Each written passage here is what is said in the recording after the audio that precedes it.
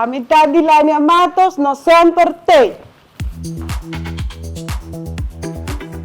Eu comecei a trabalhar aqui no hospital em 2005, para o mês de novembro, com contrato para mim. Então, em 2012, eu comecei a trabalhar com o hospital. Mas a oportunidade, arriba ao cabo, vamos ter treino, vamos ter curso, tudo treino. Então, agora é duas. Eu hobby com diferente, vou conversar, vou fazer perguntas. E algo que eu não sabe, vou perguntar nada, contestar, é hobby. Agora eu estou feliz. Assim, não para minha auto de parque lot, eu estou feliz. Eu estou 8 horas aqui, eu estou enjoy life, eu estou passa bom, está tremendo. Eu gosto do meu trabalho.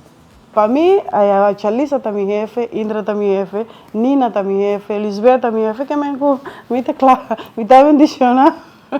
Isso aí para mim é muito importante. Como se me sentir algo, me pode comunicar.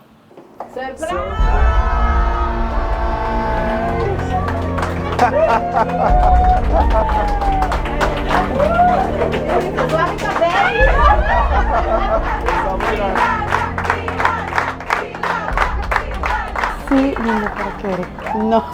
Não para querer, não. Sempre nada me sabe, sim, eu estou vendo empregado de Luna, mas para mim me diz, não, de tanta gente que o hospital tem. Para mim está surpresa. Eu não posso explicar. É emoção, é uma sensação, é hobby.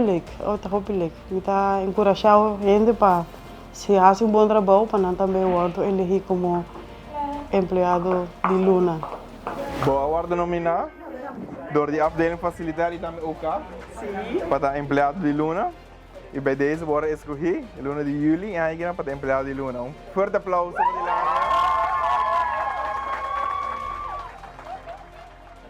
Dilania é uma pessoa que todo dia chega com muito entusiasmo. É 30 cantor, diz bom tarde, bom dia. E é uma pessoa profissional. E está desplegando seu trabalho com muito carinho, com muito amor, dedicação. E está sempre clapa ajuda. Dilania, maneira é lema do Hospital Teresa, Dilania sempre tem. Sempre tem! Los